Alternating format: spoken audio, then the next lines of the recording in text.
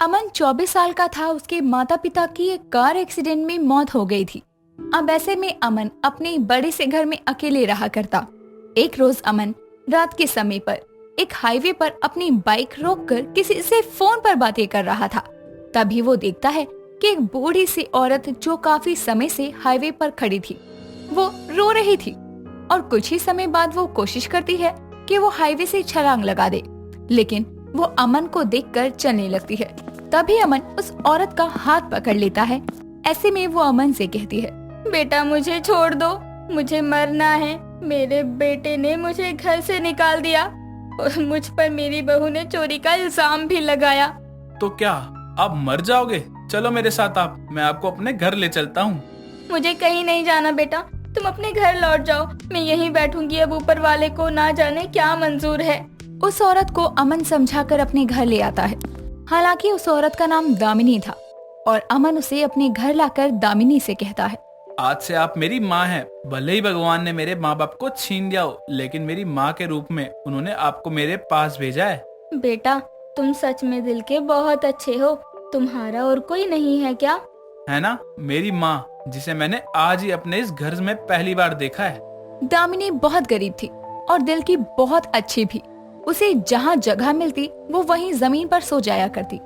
एक रोज अमन अपनी माँ दामिनी से ऑफिस से देर शाम घर आकर कहता है, माँ, मैं जिस लड़की से प्यार करता हूँ उससे मैं जल्द शादी भी करने वाला हूँ। तो आप तैयार हैं अपनी बहू का गृह प्रवेश करवाने के लिए? नेकी और पूछ भले काम में देरी कैसी। ऐसे ही समय बीतता है और कुछ ही दिनों बाद अमन अपनी पसंद की लड़की पूर्वी से शादी कर लेता है। अब जैसे ही पूर्वी घर आती है और वो अपनी सास से घुल मिल जाती है, लेकिन देर शाम दामिनी के पड़ोसन विमला का आना होता है और विमला दामिनी के घर आते ही अमन से कहती है, ले आया बहू को? मैं भी बहू का चांद सा चेहरा देखने आई थी। दामिनी कहाँ है? कहीं दिख नहीं रही। वो कमरे में है विमला आंटी, आप भी वहीं चले जाओ। अब जैसे ही विमला नई नवेली दुल्हन को देखने के लिए अमन के कमरे में जाती है, वहाँ दामिनी भी मौजूद थी और पूर्वी को देखने के बाद विमला पूर्वी से कहती है, पूर्वी बहू, तू तो बड़े भाग्य वाली है जो तुझे तेरे आने से पहले गोदली सास मिल गई। सास भी कहीं गोद ली जाती है? आंटी जी कैसी बातें कर रही हैं आप? यकीन नहीं है तो खुद ही पूछ ले कि तेरे पति अमन ने इसे गोद लिया है कि नहीं। विमला घर में आग लगाकर चली जाती है और विमला के जाने के बाद ही पूर्वी हॉल में आती है और अपने पति अमन से कहती है, तुमने मुझसे ये बात क्यों छुपाई कि माँ जी तुम्हारी अपनी माँ नहीं है? कभी मौका नहीं मिला और माँ तुमसे पहले मेरी जिंदगी में आई, तो ये मैंने बताना सही नहीं समझा। बेटा अगर मेरी वजह से कोई दिक्कत हो तो आपस में लड़ो मत, मैं ही यहाँ से चली जाऊंगी। माँ, आपको कहीं भी जाने की कोई जरूरत नहीं है। अमन को अपनी माँ से बहुत प्यार था, क्योंकि दामिनी भी अमन को बहुत प्यार करती थी। उसे अपने बेटे से ज्यादा मानती थी और पूर्वी को दामिनी पर शक था कि कोई औरत ऐसे कैसे इतने साधारण तरीके से रह सकती है। तभी एक रोज दामिनी अपनी बहू को किचन में काम करता हुआ देखकर पूर्वी से कहती है, बहू तू जा जाकर आराम कर ले, मेरी तो आदत है काम करने की, मैं धो दूंगी। माँ जी मैं धो लूंगी, लेकिन मुझे आपसे ये पूछना था कि आप और अमन मिले कहाँ थे? क्या हुआ बहू? अमन ने मुझे ये बताने से मना किया है बहू। ये बात पूर्वी को बुरी लग जाती है और वो अपनी सास के सच के भोलेपन होने की जांच शुरू करती है, जिसके लिए पूर्वी अपनी सास को अगली ही सुबह 50,000 रुपए दिखाते हुए कहती है, माँ जी ये पैसे अमन के हैं, मैं इन्हें यही हॉल में टीवी के पीछे रख रही हूँ और मुझे आज मार्केट जाना है, तो आप ध्यान रखना। बहू तू अपने ही कमरे में क्यों नहीं रख लेती ये पैसे? ये टीवी के पीछे रखने ठीक नहीं है। माँ जी किसे क्या पता कि टीवी के पीछे पैसे हैं। इतना बोलने के बाद पूर्वी मार्केट चली जाती है और देर शाम वो अमन के साथ घर लौटती है। अमन पूर्वी से कहता है, मेरा खाना लगा दो, मैं नहा कर आता हूँ। इतना कहने के बाद अमन नहाने चला जाता है, लेकिन पूर्वी टीवी के पीछे रखे पैसे देखने जाती है। वो हैरान रह जाती है क्योंकि वहाँ तो पैसे थे ही नहीं। तभी वो अपने पति अमन को कहती है, माँ जी कहाँ है? माँ जी को आवाज लगाना जरा। क्यों, क्या हुआ? कोई बात हुई क्या? अभी सब पता चल जाएगा, दूध का दूध पानी का पानी। माँ कहाँ हो आप? तुम बताओ हुआ क्या है? अब जब दामिनी की आवाज कहीं से नहीं आती तो पूर्वी अपने पति अमन को कहती है, देखा, मैंने कहा था ना, तुमसे कि जिसे तुम अपनी माँ बनाकर इस घर में लेकर आए हो वो चोरनी निकली। मैंने टीवी के पीछे 50,000 रुपए रखे थे, लेकर भाग गई। पूर्वी, ये क्या बदतमीजी है? वो मेरी माँ है, कभी ऐसा नहीं कर सकती हैं। अब तो खोलो अपनी आंखें, तुम्हें दिखता नहीं माँ जी कहीं नहीं है, और पैसे जो मैंने सिर्फ माँ जी को बता कर रखे थे वो भी गायब हैं। ये बात चल ही रही थी कि तभी दामिनी विमला के साथ बाहर से आती है और विमला पूर्वी को मिठाई खिलाते हुए कहती है, बहू तुझे पता है आज हम दोनों मंदिर गए थे और हमने वहाँ पूजा की। बहू, आज मुझे इस घर में 1 साल हो गया है। मैं तो भगवान से ये मांगने गई थी कि मेरी बहू और बेटे की गोद जल्दी भर जाए। हाँ बेशक, तेरी एक गोद ली हुई सास है, मेरा मतलब अनजान सास। तेरा अपना खून ना हो, लेकिन इसने अमन का बहुत ख्याल रखा है। माँ, मुझे भी आपके साथ रहकर बहुत अच्छा लगता है। अब विमला के चले जाने के बाद ही दामिनी अपनी बहू पूर्वी से कहती है, बहू, वो मैं जब घर से जाने लगी थी तो पैसे को तेरे बिस्तर के नीचे डाल गई थी। मैंने भी ढूंढा था माँ, अच्छा हुआ आपने बता दिया। इतना सुनने के बाद अमन पूर्वी को तिरछी निगाहों से देखकर चला जाता है। तो वहीं पूर्वी को इस बात का काफी पछतावा होता है कि उसने अपनी सास पर शक किया, जो कि सच में बहुत सच्ची थी, जिस वजह से अमन पूर्वी को काफी भरा बुरा सुनाता है। लेकिन अगले ही दिन पूर्वी अपनी सास दामिनी से गले लगकर कहती है, मैंने आपको कभी माँ का दर्जा नहीं दिया, लेकिन आप दिल की बहुत अच्छी हैं माँ। मुझे आप जैसी सास पाकर बहुत खुशी हुई। और मुझे तुम दोनों जैसा बेटा और बहू पाकर बहुत खुशी हुई।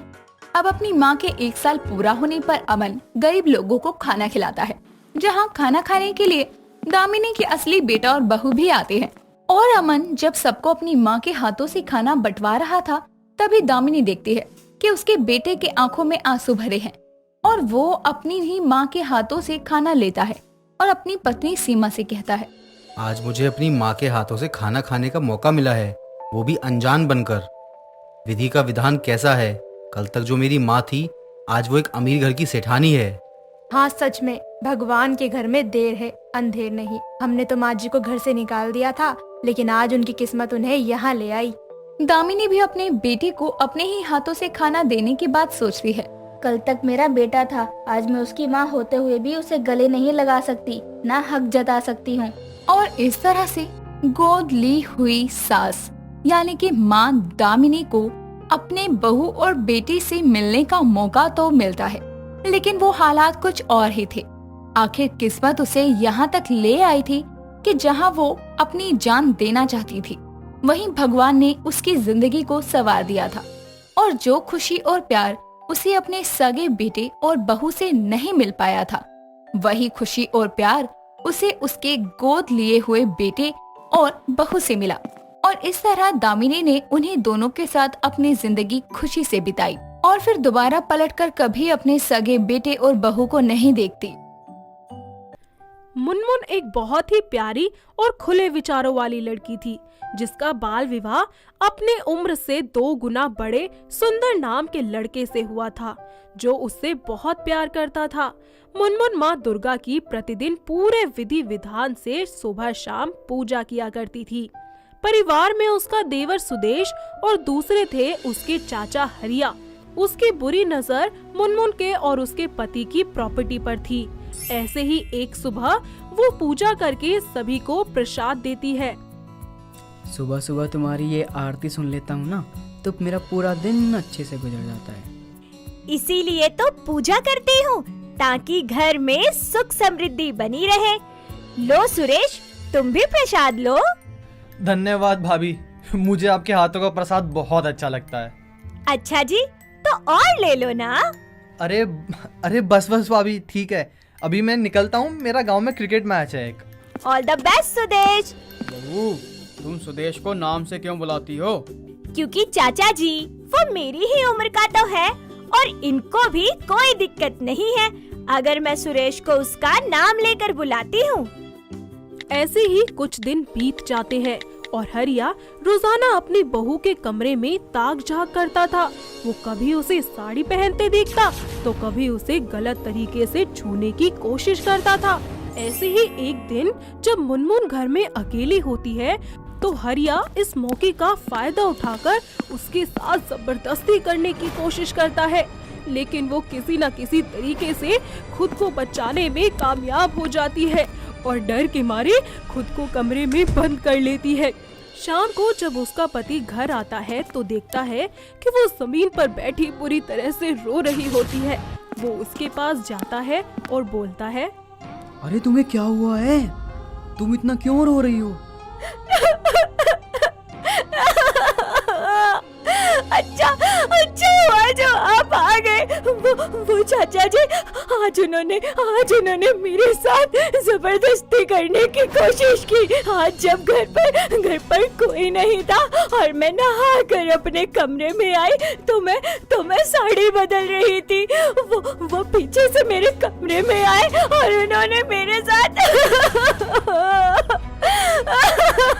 ये बात सुनकर वो गुस्से में अपने चाचा के पास जाकर बहुत तेज चिल्लाने लगता है।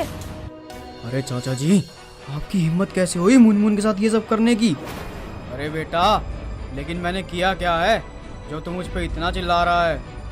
अरे मुनमुन ने मुझे सब बता दिया है कि आपने उसके साथ जबरदस्ती करने की कोशिश की है। बोलिए क्यों किया आपने ये? अरे तू अपनी बीवी की बातों में आ गया, तुझे पता भी है वो कैसी है। अरे उसकी छोड़ो, आप ये बताओ कि आप कैसे हो? शर्म नहीं आई आपको ये सब करते हुए? अरे तेरी बीवी मुझ पर झूठा इल्जाम लगा रही है बेटा, क्योंकि मैंने मुनमुन को तेरे भाई के साथ एक कमरे में देख लिया था, वो भी एक दूसरे की बाहों में। इससे पहले कि मैं तुझे कुछ कहता उसने उल्टा मुझे ही फंसा दिया। ये झूठ है, मैं नहीं मानता ये सब। अरे सुंदर बेटा, तूने देखा है वो सुरेश को नाम से बुलाती है, दिन रात उसी के साथ बातें करती रहती है, गुड़ पर मक्खी की जैसे चिपकी रहती है। मेरी बात मान बेटा, मैंने तुझे बचपन से पाला है, मैं ऐसे कुछ भी क्यों करूँगा? सुंदर अपने चाचा की बातों में आकर अपनी पत्नी को ही कसूरवार मान लेता है और गुस्से में उसे बड़ी ही बेरहमी से मारने लगता है, जिसकी वजह से उसके दोनों पैरों की हड्डियां टूट जाती है और वो पैर टेढ़े हो जाते हैं। तभी वहाँ उसका देवर उसे बचाने आ जाता है और डॉक्टर को फोन करता है। कुछ देर बाद डॉक्टर वहाँ आते हैं। अरे इनके साथ ये किसने किया? ये तो अपराध है। डॉक्टर आप प्लीज भाभी जी का पहले इलाज कर दीजिए, मैं उसके बाद आपको सब बताता हूँ क्या हुआ है। डॉक्टर उसका इलाज करते हैं और उसे बिस्तर पर लिटाकर दोनों पैरों को लकड़ी की डंडियों से सीधा करके बांध देते हैं और बाहर आकर कहते हैं, देखिए इनकी हालत बहुत खराब है, इनके पैरों को बिल्कुल भी तकलीफ नहीं देनी है, साथ ही कंप्लीट बेड रेस्ट भी देना है। कुछ ही देर बाद डॉक्टर भी वहाँ से चले जाते हैं। हट, ये मेरी बीवी है, मैं देख लूंगा इसे। चाचा जी इन्हें हुआ क्या है? भाई मुझसे इस तरीके से बात क्यों कर रहे हैं? वक्त बीतता जाता है, क्योंकि अब मुनमुन बिल्कुल भी हिल नहीं सकती थी, तो इस सब का फायदा सुंदर का चाचा हरिया उठाता है। और ऐसे ही एक दिन जब घर पर कोई नहीं होता तो वो बेचारी लाचार मुनमुन का बलात्कार कर देता है। वो बेचारी किसी को कुछ नहीं बता पाती। कुछ दिन ऐसे ही बीत जाते हैं, उसके पैर ठीक हो जाते हैं और वो चलने फिरने लगती है। पर अपने साथ इतना कुछ होने के बाद उसका व्यवहार घर के सभी लोगों के लिए बिल्कुल बदल जाता है। ऐसे ही एक दिन, भाभी आपने सुना है गांव वाले कह रहे हैं गांव में एक चुड़ैल आई है जो लोगों को जंगल में ले जाके मार रही है। अच्छा, सच में? हाँ भाभी, कैसे गवार लोग हैं, पता नहीं कैसी कैसी बातों पे विश्वास कर रही हैं। सुदेश, अगर तुम भगवान को मान सकते हो तो शैतान को क्यों नहीं? हो सकता है कोई सच में चुड़ैल हो या फिर कोई चुड़ैल बनकर बुराई का खात्मा कर रही हो। क्या भाभी आप भी, आप टेंशन ना लो, मैं उसे पकड़ के ना आपके कदमों में लाके रख दूंगा। सुदेश उस चुड़ैल को रंगे हाथों पकड़ने के लिए उसकी तलाश करने लग जाता है। ऐसे ही एक दिन सबको खबर मिलती है कि उस चुड़ैल ने हरिया चाचा को मार डाला है। घर में मातम छा जाता है। सुदेश गुस्से में अपने चाचा के कातिल की तलाश करने के लिए जंगल का हर कोना छान मारता है तो देखता है कि एक लड़की पेड़ से छलांग लगाकर वहाँ से भाग रही होती है और वो उसे पत्थर मारकर वहीं पर मूर्छित कर देता है। जिसके बाद जब वो उसके पास जाकर उसका चेहरा देखता है तो उसे बहुत हैरानी होती है, क्योंकि वो लड़की कोई और नहीं बल्कि उसकी खुद की भाभी मुनमुन होती है। भाभी भाभी उठिए, क्या हो गया आपको? भाभी उठिए। थोड़ी ही देर बाद मुनमुन को होश आ जाता है। भाभी, आप ही वो कातिल है जिसने चाचा जी और बाकी सब लोगों को मारा है? सही कहा तुमने सुदेश, मैंने ही मारा है उन सब लोगों को और आगे भी मारती रहूंगी। जो लोग किसी औरत की इज्जत के साथ खेलते हैं ना, मैं उसमें से किसी को जिंदा नहीं छोड़ूंगी। चाचा जी ने आपके साथ ऐसा क्या किया? आप तो उन्हें पिता समान मानती थी ना? मुनमुन सुदेश को अपनी आप बीती बयां करती है, जिसे सुनकर सुदेश के होश ही उड़ जाते हैं। भाभी, आपके साथ इतना सब हो गया और आपने मेरे को बताया तक नहीं। और अब आपका बदला पूरा हो चुका है ना, आप ये सब चीजें छोड़ दीजिए। नहीं, अभी नहीं।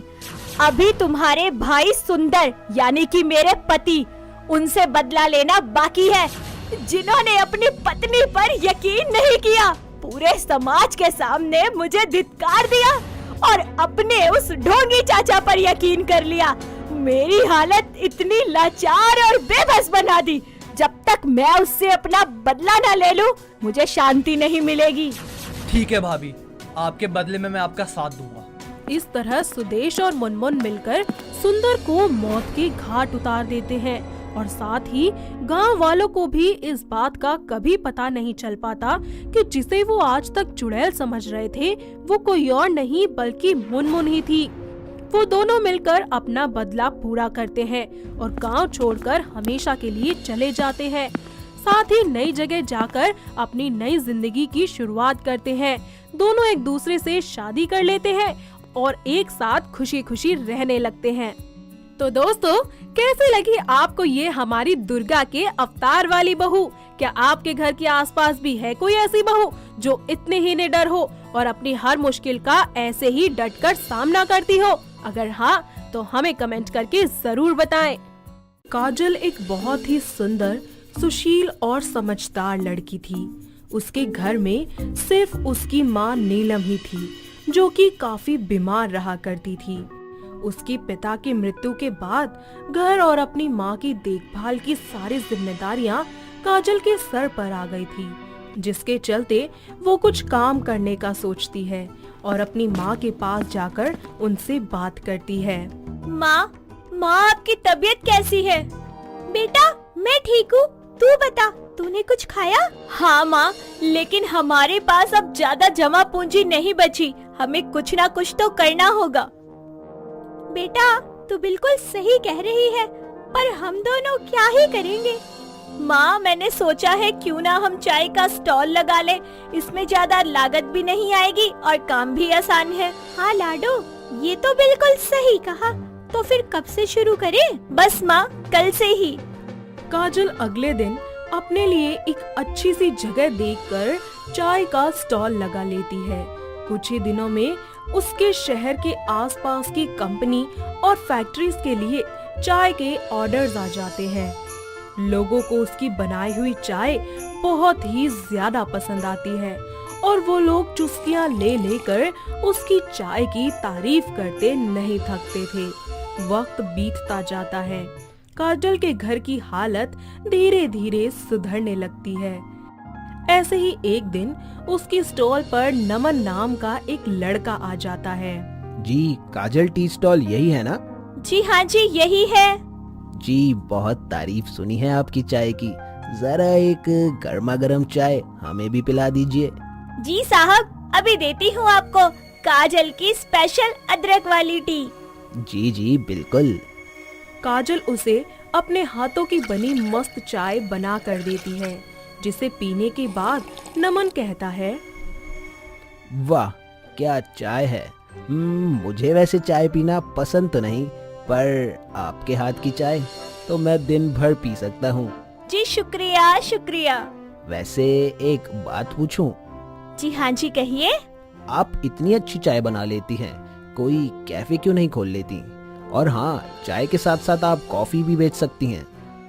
नमन की बातें सुनकर काजल उसे अपने बारे में सब कुछ बताती है, जिसे सुनकर नमन को बहुत बुरा लगता है और वो उससे बोलता है, जी मेरा नाम नमन है और आप ये सामने वाली फैक्ट्री देख रही हैं ना जी, ये हमारी ही है। काजल उसके बारे में जानकर हक्की बक्की रह जाती है। समय बीतता जाता है। धीरे धीरे काजल का काम बढ़ने लगता है, जिसके चलते वो अपने स्टॉल पर 2 वर्कर्स रख लेती है। लेकिन एक दिन अचानक उसकी स्टॉल के पास नगर पालिका वाले आ जाते हैं और उसकी स्टॉल हटाने लगते हैं। इस सब से काजल बहुत ज्यादा घबरा जाती है और उनसे पूछती है, सर आप ये क्या कर रहे हैं? जी देखिए, आपने फुटपाथ पर गैर कानूनी ढंग से स्टॉल लगाया हुआ है। जी आपके पास कोई परमिट तो है नहीं, तो अब हमें ये स्टॉल हटाना होगा। नहीं प्लीज रुके, आप ऐसा नहीं कर सकते, प्लीज रुक जाइए। वो लोग काजल की एक नहीं सुनते और उसके स्टॉल का सारा सामान उठाकर ले जाते हैं। काजल दुखी होकर रोना शुरू कर देती है। तभी वहाँ पर गाड़ी में नमन आ जाता है और उसे दुखी रोता हुआ देखकर गाड़ी से निकलकर पूछता है, अरे काजल, तुम यहाँ पर कैसे? और तुम रो क्यों रही हो? और तुम्हारा टी स्टॉल कहाँ गया? वो नगर पालिका वाले मेरा स्टॉल उठा कर ले गए। नमन उसे लेकर नगर पालिका के दफ्तर में जाता है और वहाँ अपनी जान पहचान की मदद से काजल का स्टॉल उसे वापस दिला देता है, जिससे वो काफी ज्यादा खुश हो जाती है और उससे कहती है, नमन तुम्हारा बहुत बहुत शुक्रिया। तुम नहीं होते तो आज पता नहीं क्या होता। आज तुमने मेरी बहुत बड़ी मदद की है। Thank you so much. अरे काजल, तुम भी ना। अरे दोस्ती में no sorry no thank you. अरे हम दोस्त कब बने? अरे पगली, जब हम मिले थे। वक्त बीतता जाता है। काजल और नमन की दोस्ती गहरी होती जाती है। दोनों अक्सर साथ में कभी कभी बाहर जाते, घूमते फिरते, मूवीज देखते। धीरे धीरे उन दोनों की दोस्ती प्यार में बदल जाती है और दोनों शादी करने का फैसला करते हैं। नमन के घर में उसकी माँ शीतल, जो कि एक गुस्सेल औरत थी, और पिता राजेश, जो कि काफी सुलझे और अच्छे इंसान थे। वो काजल को उनसे मिलाने ले जाता है। माँ जी, पापा जी, कहाँ हैं आप? अरे मुझे आपको किसी से मिलवाना है। अरे क्या है, क्यों चिल्ला रहा है? अरे इससे मिलिए, ये है काजल। अरे बेटी, क्या मैंने तुम्हें पहले कहीं पर देखा है? हाँ जी अंकल, आपकी फैक्ट्री के सामने जो चाय का स्टॉल है वो मेरा ही है। अरे हाँ, पर नमन, तुम इसे यहाँ क्यों लाए हो? पापा, वो दरअसल बात ये है कि मैं इससे बहुत प्यार करता हूँ और इससे शादी करना चाहता हूँ। क्या? तू इससे शादी करना चाहता है? इस चाय वाली से? शीतल रुको। नमन, तो तुम इससे सच में प्यार करते हो? बेटी जरा तुम यहाँ आओ, तुम बताओ। जी अंकल, मैं और नमन एक दूसरे से बहुत प्यार करते हैं और मैं नमन के सिवा किसी से शादी नहीं करना चाहती। ठीक है, तो फिर हमारे बेटे की शादी तुमसे ही होगी बिटिया। काजल और नमन दोनों ही अपने परिवार की सहमति के साथ एक दूसरे से शादी कर लेते हैं। ऐसे ही एक दिन काजल का बर्थडे होता है और नमन अपनी बीवी की आंखों पर पट्टी बांधकर उसे सरप्राइज देने के लिए अपने साथ द कैफे साइड नाम की जगह पर ले जाता है और काजल की आंखों की पट्टी हटाता है। सरप्राइज! ये सब क्या है नमन? ये है तुम्हारा खुद का कैफे, जहाँ तुम अपने सारे सपने पूरे करोगी। थैंक यू नमन, तुमने मुझे बहुत अच्छा सरप्राइज दिया है। अरे बाबा, तुम्हारी खुशी से ज्यादा कुछ भी नहीं है। अरे तुम्हारी इस मुस्कान के लिए तो ऐसे 10 कैफे खुलवा दूंगा। उसके बाद काजल अपने कैफे के काम में बिजी हो जाती है। कुछ महीने बीत जाते हैं। उसका कैफे पूरे शहर में मशहूर हो जाता है। तो वहीं अचानक नमन के बिजनेस में काफी भारी नुकसान होता है और कारोबार मंदा पड़ जाता है और वो बैंक से लिया लोन भी नहीं चुका पाता। ऐसे ही एक दिन बैंक के कुछ कर्मचारी उनके घर आते हैं और नमन दरवाजा खोलता है। जी नमस्कार नमन जी, हम बैंक से आए जहाँ से आपने लोन लिया है। नमस्कार जी, आइए बैठिए। बताइए कैसे आना हुआ? जी दरअसल नमन जी बात यह है कि बैंक ने हमको आपके पास लास्ट वार्निंग देने के लिए भेजा है कि आपने अगर लोन की सारी रकम नहीं चुकाई तो बैंक को आपकी सारी प्रॉपर्टी को नीलाम करना होगा। तभी वहाँ काजल आ जाती है और उन सब की सारी बातें सुन लेती है। नमन क्या हुआ? सब ठीक है ना? ये लोग यहाँ क्यों आए थे? और माँ जी आप इतना परेशान क्यों हैं? नमन काजल को सारी बात सच सच बताता है, जिसके बाद काजल कहती है, क्यों ना मैं अपना कैफे बेच दूं? उससे जो पैसे आएंगे उससे हम अपना घर और बिजनेस दोनों बचा लेंगे। नहीं नहीं काजल, मैं ऐसा नहीं कर सकता। अरे ये तुम्हारा पहला कैफे है और मैं इसे नहीं बेचूंगा। कोई बात नहीं नमन, कैफे चला गया तो दोबारा आ जाएगा, लेकिन इस वक्त हमारे घर और बिजनेस को बचाना हमारे लिए सबसे ज्यादा जरूरी है। नमन काजल की बात मानकर कैफे बेचकर अपना बिजनेस और घर दोनों बचा लेता है। थोड़े ही समय बाद उसका बिजनेस फिर से ऊंचाइयां छूने लगता है। फिर सब मिलकर एक साथ खुशी खुशी रहने लगते हैं। तो दोस्तों, कैसी लगी आपको हमारी ये चाय बेचने वाली बहू? क्या आपके घर के आसपास भी है कोई ऐसी बहू जो इसी तरीके से मेहनत करके अपनी जिंदगी में आगे बढ़ी हो? अगर हाँ, तो हमें कमेंट करके जरूर बताएं।